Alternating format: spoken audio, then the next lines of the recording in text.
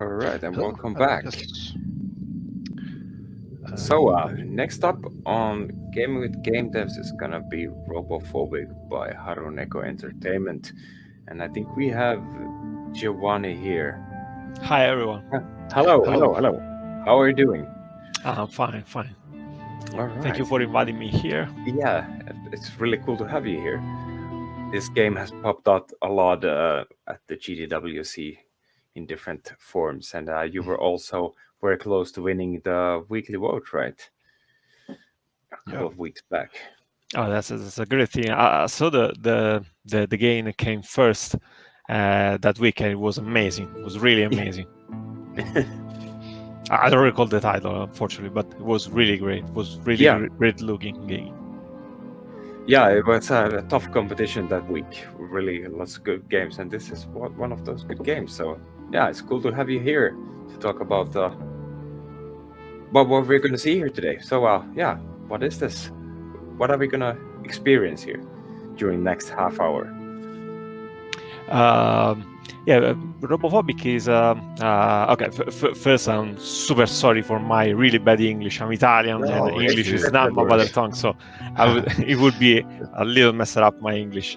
Sorry for that. So, RoboPhobik is it comes out as something like an experiment between my passion for turn-based games and arcade games. Like, you know, the old vintage arcade games you could find in the arcade where you could just put the coin and start playing with just a joystick, 2 buttons, 3 buttons, nothing more than that. So I thought what I could do to put them in the same package, that kind of gameplay, arcade gameplay, and the kind of more, meditative, gameplay where you have to stop and think what to do next. Like in the, I'm a big turn-based game fan. Like I played a lot of games like Final Fantasy Tactics or Fire Emblem, Disgaea, and so this is what came out of that. A game where you can essentially freely move. You just have you can just move in 4 direction like a Pac-Man game and fire. But at the same time, you got squares, and the enemy movement is restricted to squares. And you can also stop. And if you stop, all the action will stop, and you will take all the time in the world to think what to do next. Ah, right. Yeah. By the way, should I use controller with this one? Yeah, of course. You Yeah. can even, if you I was get one, expecting. you can even play with a controller like the the Super NES Buffalo one. Let me check if I can find one. I got here. Yeah, this one. Oh. You can play Oh, with yeah. this. If you get something like this, you got 4 buttons and the D-pad. That's all you need. Well, Oh, that that's brings a lot of nostalgic. memories. Yeah. Yeah, during the development, I played a lot with this gamepad. It was amazing. Okay. All right. This is cool. Yeah, you know, it doesn't have to be complicated to be good. Yeah, that's it. Yeah. And I'm from the old days as well. You know, when we play with joysticks, Commodore 64. So yeah, there was 4 directions. Oh, there was actually, I think there was 8 directions actually. Yeah. Yeah. But yeah, Left, so right, and sorry, yeah, left up and and right up, yeah, and those yeah, kind of exactly. tricks. Yeah. Yeah, but still, yeah, this will be interesting. So yeah, can you tell us a bit about the story here? Oh yeah. The story is it's quite articulated in some way. It's simple, but there are a lot of cutscenes during the game, as you will see.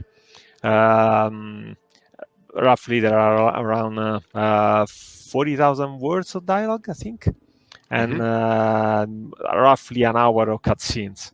All the cutscenes are manga-like, so you have like balloons, short phrases of text. I don't really like game with words of text in front of you, so there are some camera movements here and there, as you see. And yeah, but the story gets deeper and deeper. So you have this main character, Julie, and first the story revolves around her. She essentially joined this agency to fight the robots that are trying to take over the humanity. Then, as the story progresses, more agents will join the party. You will have to choose which agent to use, and then more mystery will arise. Every character will have a different story background, and every boss will also have a different background. And in the end, maybe the robots are not really the bad guys or the enemies. So, Yeah. All right. Why is this happening in the 70s, I believe? yeah. The idea was to have that kind of like vintage technology. I always been a lot fascinated by the design of the technology from the 70s. You know, that old vintage computer or furniture. You know, so I came up with the idea to try to convey something. You know, that I mean that kind of primitive science fiction, you know. Yeah. I can also see that I'm studied art as well, so I can see the Mondrian inspired paintings over here on the wall. Yeah. So yeah. Yeah, the graphic is a little bit of a mix of the characters are like low poly, you know, with skin, with bones, etc. But everything else, I mean, the background, the enemies, etc., are voxel-like. But I try to be not as strict as other voxel games, where they're like just cubes and nothing more. This way, stuff are made with cubes, but they are bent, they are rotated, so in order to give a more I'd say a more homogenic design for the things. It's like the things are squared because the design is squared. I mean, not because I'm doing it with voxels, you know. Sometimes these things work, sometimes they don't. But I think in the end is an interesting mix. To me, was more like my previous games are using pixel art graphic, and to me it was pretty natural coming from the pixel to voxel. It was like trying to do the same things, but just in 3D, you know. Yeah. It looks really good. I like this.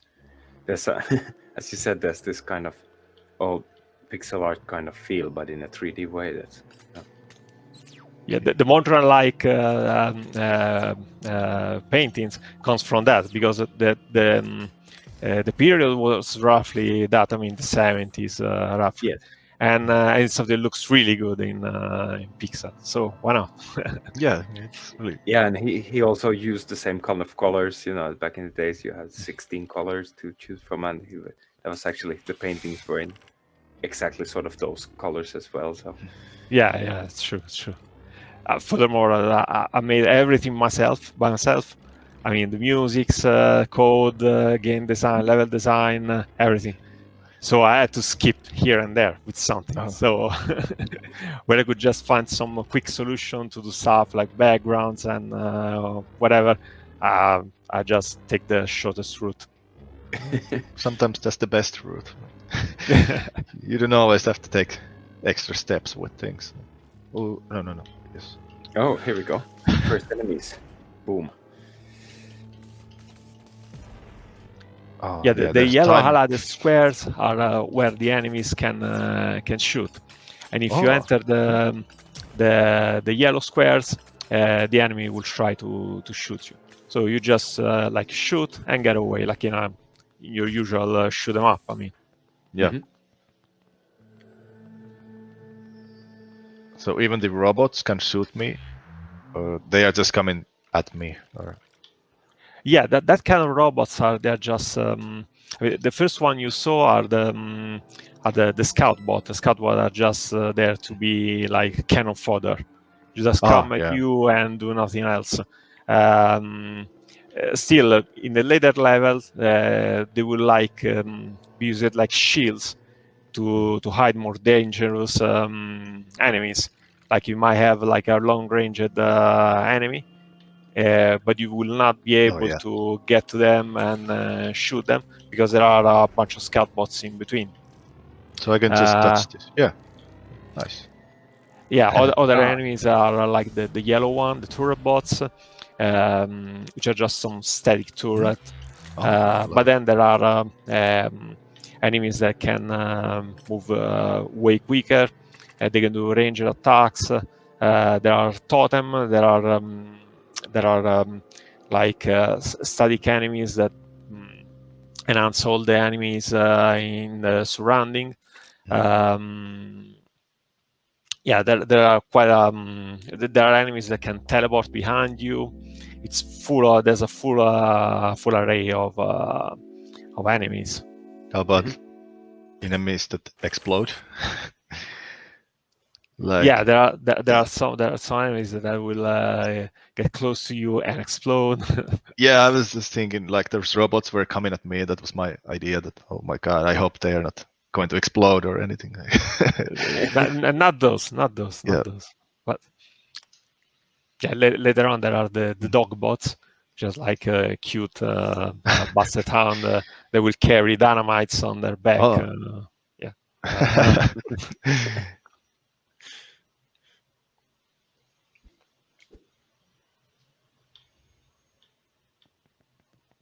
Oh, people.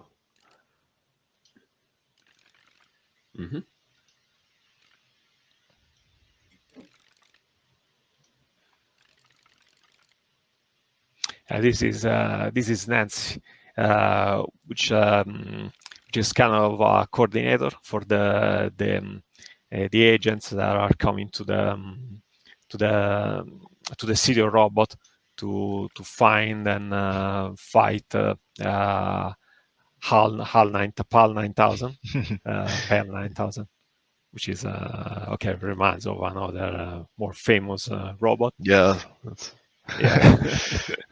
good movie. Yeah, I loved it. Yeah, me too. Hypnotized by that movie when I was younger. Yeah, I have to see it again.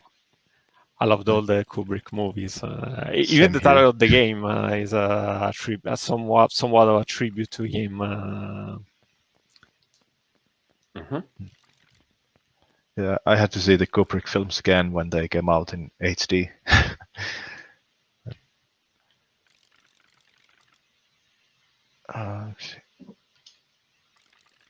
Yeah.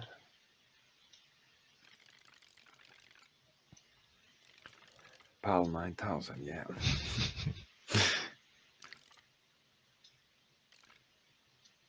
I have actually seen the sequel for that. Yeah. I don't know who films that movie. But... Yeah, well, I don't remember what the year was, but yeah, 2025 or something like that. Yeah, I was so young when I saw that. But it's terrible. Yeah.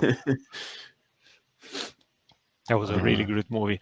I saw it with my wife a couple of years ago, again, and still holding pretty well. I mean, it's really great. Still, the pacing is slow, so you need to like that kind of. I mean, if you go and watch it expecting to see something like I don't know, a Transformer movie or a Michael Bay movie, then totally you'll be disappointed. Yeah, totally different kind of films. Oh, here you go. Now it's getting dangerous in here. So I can see these numbers counting down on these hatches. Is there gonna be enemies respawning or? Yeah, the enemy will respawn when the counter will get to 0, and you will get closer than 3 squares to those traps. They're called seeds. So essentially, when you are playing the game, you need to pay attention where the seeds are, because if you will just get in, run, and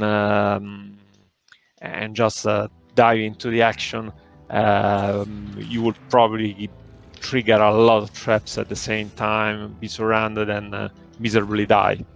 Yeah.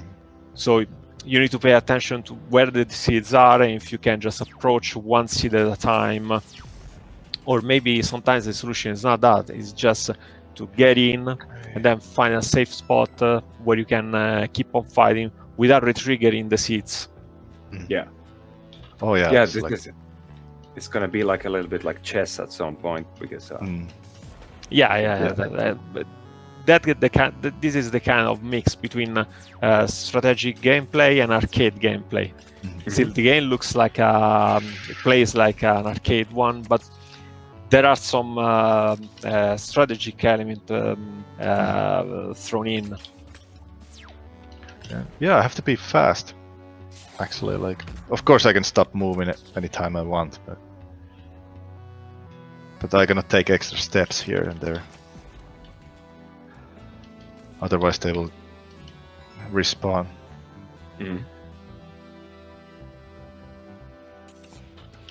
Oh, no. Ooh. Oh, it's still alive. Yeah, that one could turn around as well.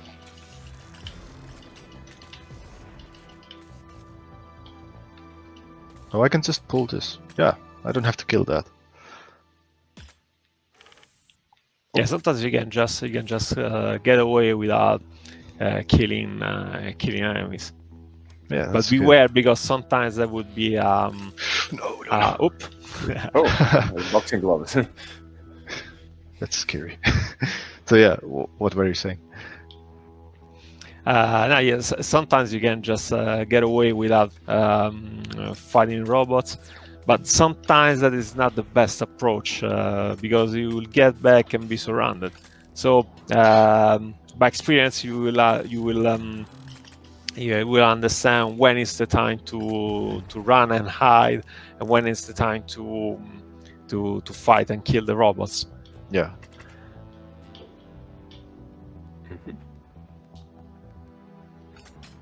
It always helps that you can always just stop, think, and then move. If you do that, even the counter on the seed will stop. Yeah. Oh yeah. So, that's actually a good thing, because sometimes it's in games you don't have enough time to actually do. Yeah. Strategy games and stuff like that. I can see myself playing like really fast, doing really fast moves, and suddenly I feel like I'm cornered, and I just stop doing anything, and that's it. It's like pausing the game. Yeah, it's really helpful even during development, because I can always just stop the game a second, debug it with the game still running. It's really helpful. That's true.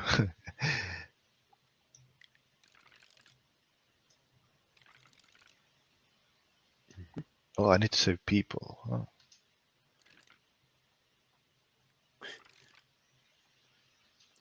Also, there's gonna be that aspect as well now.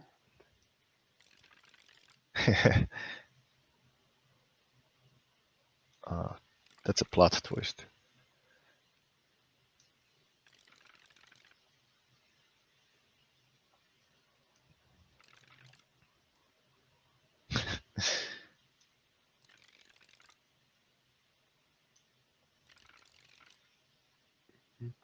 Yeah, now I understand when you were saying that the robots can be like saying, like, who's the evil one here? You were saying something like that, right?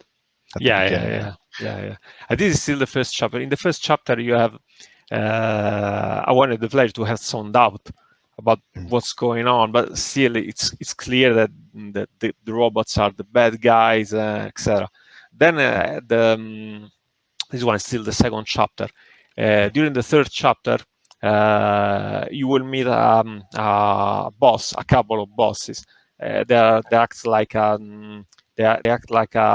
male and a female, like if they are a couple. Okay. Oh. And if you will kill the female one first, something will happen. Like I need a cutscene, and the player will start doubting what is actually doing in the game, what is going on here. Yeah.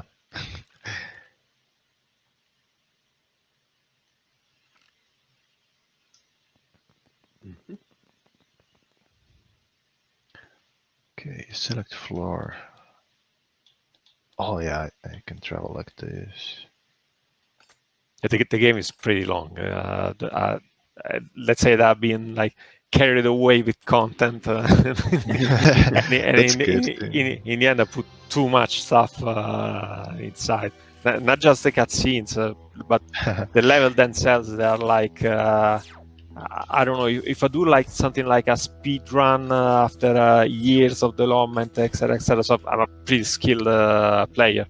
It takes me like 7 hours to finish the game. But the average player, for the average player, is like 20 hours of gameplay.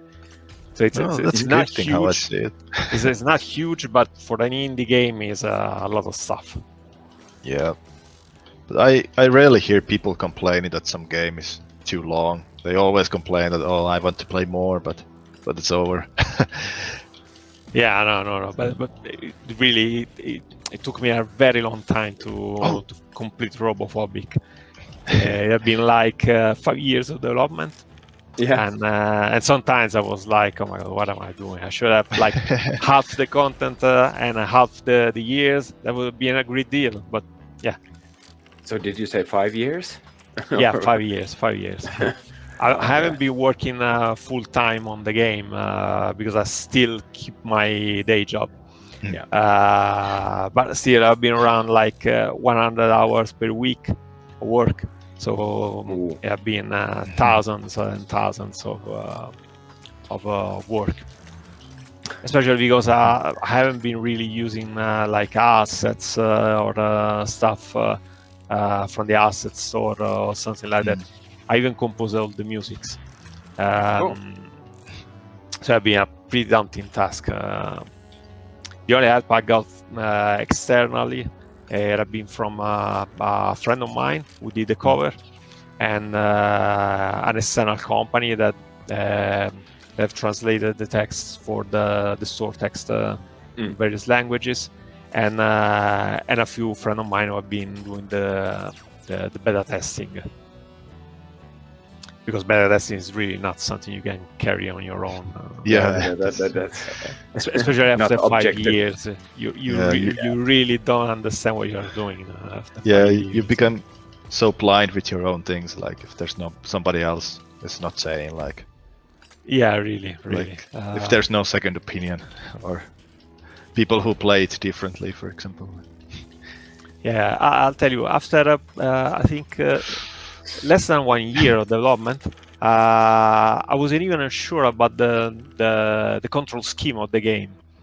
If doing it with the first version I had of the game had the main character moving tile per tile.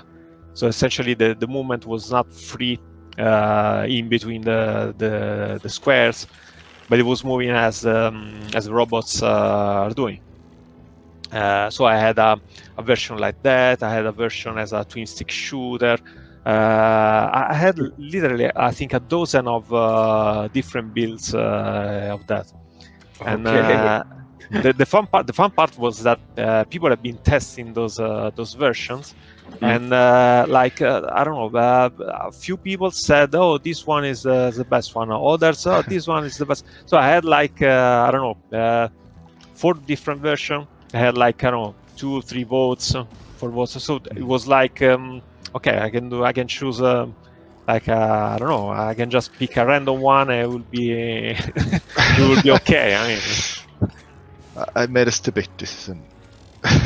Yeah, this is what happens not to kill. when you trigger a lot of stuff. Yeah, I thought you were speedrunning at some point though. Whoop. And now it's open, but the enemies are there.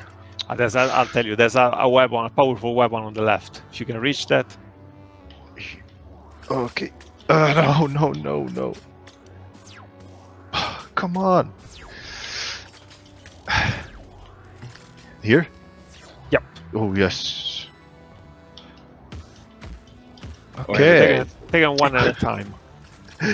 Yeah, I should stop for a second. Yeah. That's a good idea.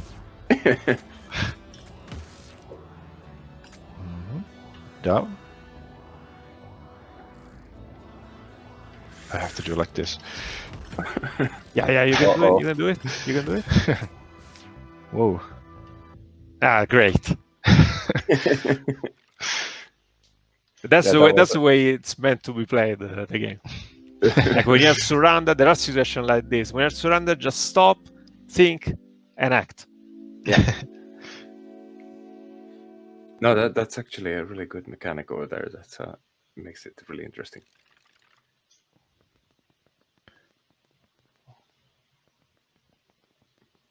You can just like inhale, exhale, and then yeah. Go and walk outside for a moment. Yeah, exactly. Return. Right now I'm working on the Switch version of the game. The game is already available on Steam and on Xbox One. On the Switch version, I'm shooting a little bit these first few levels, and they are a little bit simpler. I'll probably do a Steam patch in upcoming weeks to reflect that. Okay. So that the second chapter is a little shorter and a little easier.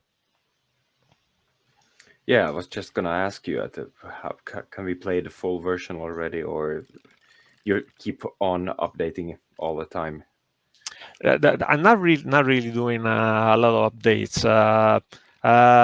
The upcoming patch on Steam is more about, as I said, a better level design for the second chapter, and a few bug fixing here and there, essentially.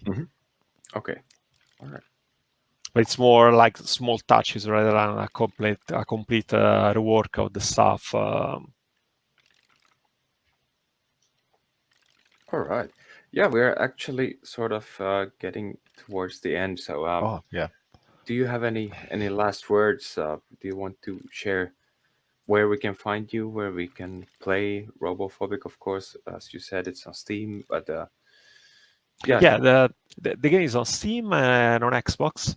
I'll get the URL. Okay, this is the page of the on my website, but the website is really ugly. It's really Web 2.0, something not really to be meant to be seen on a smartphone, for example. And this is the Steam page, which is way nicer. And and then there's the Xbox One. I'll send you this one. Oop. all right. No, that's the wrong link. Oh well. Okay, and this one is the Xbox One.